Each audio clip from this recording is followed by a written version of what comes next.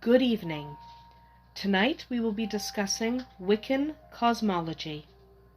All religions are based upon a reverence or worship of a divine being, and Wicca is no exception. Wicca acknowledges an ultimate divine power from which the universe originally came. Wiccans, however, believe that this ultimate divine is so far beyond human comprehension that any connection to it has been nearly lost, simply because of the difficulty in relating to it. If you cannot relate to deity, it is very difficult to have a personal relationship with it, and Wicca depends on an individual relationship with the divine, a relationship that is not dependent upon a priest or priestess to communicate. So Wiccans link with this divine power through different deities, and just like all else in nature, the divine can be divided into two basic entities, the goddess and the god, the feminine and the masculine. Every god or goddess that has ever received worship upon this planet at any point in history exists within the goddess and the god. The many different gods and goddesses that exist within each pantheon are simply aspects of the goddess and the god. In other words, every goddess exists within the goddess, and every god exists within the god. These twin deities, the masculine and the feminine, are a direct result of Wicca's close link with nature. Since most of nature is divided into gender, it makes sense that the deities would follow a similar pattern. In the very early days of shamanism, when the goddess and the god were as real as the earth and the sky, rituals and other rites of worship were unstructured and spontaneous. Later, rituals began to follow the course of the sun throughout the year, as well as the moon throughout its monthly cycle. Today, these or similar rites are observed by Wiccans. The regular performance of these rituals is one of the ways in which modern practitioners can create a strong connection to the divine and all the powers associated with the goddess and the god. Keep in mind, however, that it is not necessary to wait for these rituals to be reminded of the presence of the divine. Everything in nature is a part of the divine, and so connection to the divine is all around and within every living thing. Living in harmony with nature makes every moment a part of a grand ritual. For many Wiccans, simply watching the sun or moon rise or set becomes its own ritual. Observing anything in nature can be considered a ritual to one who lives with Wiccan ideals. Because of this, many Wiccans are involved in ecology to some extent, whether it be saving the earth from destruction or reusing and recycling around your home. Honoring the planet is one of the many ways in which the goddess and the god can be honored. According to Wiccan Theology, the goddess and the god, and their many different incarnations, did not actually exist until those living in ancient times conceived of them. So the goddess and the god did not have form until ancient man thought they did. However, the energies that make up the goddess and the god certainly did exist, since it was these energies that created life as it exists today. The earliest worshippers personified these forces as the goddess and the god in an attempt to understand and relate to them.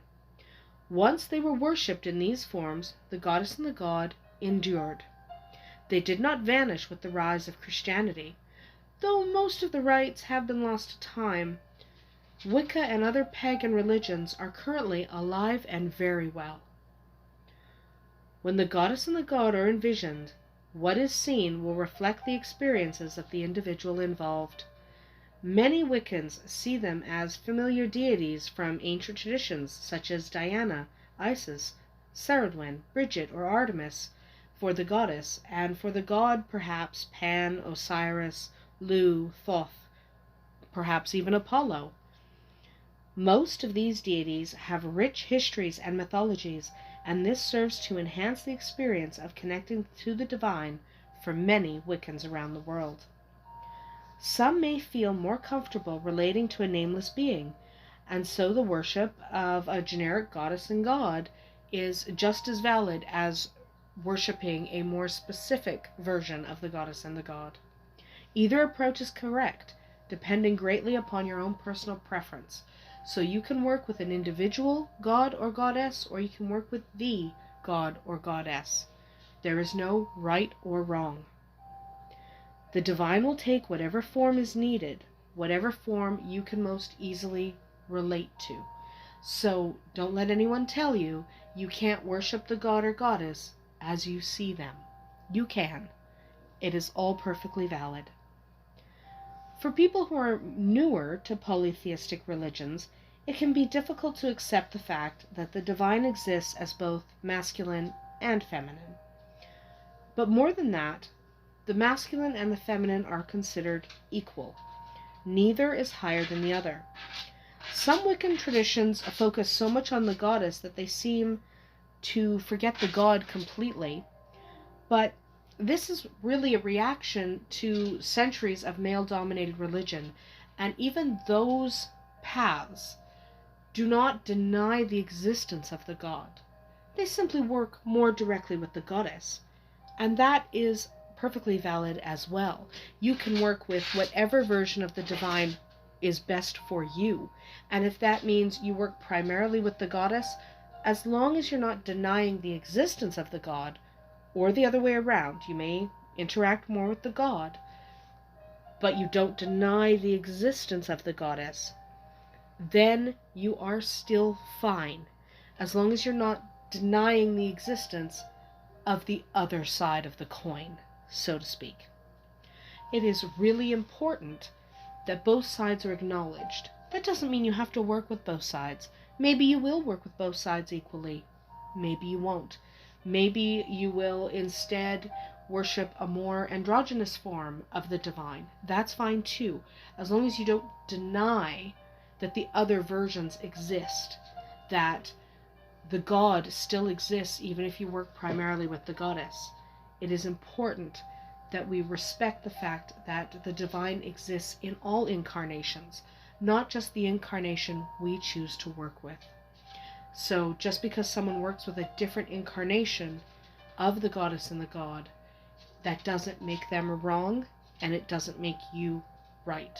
That is one of the fundamental tenets of being able to lead a Wiccan life and worship as a Wiccan would worship. You cannot discount someone else's lived experience or their experiences with the divine just because they are not the same as yours. It is important to remember that we're all different, and our relationships with the divine will therefore be very different. Looking at the length of this video, I have now exceeded 8 minutes, and I am endeavoring to stay under 8 minutes.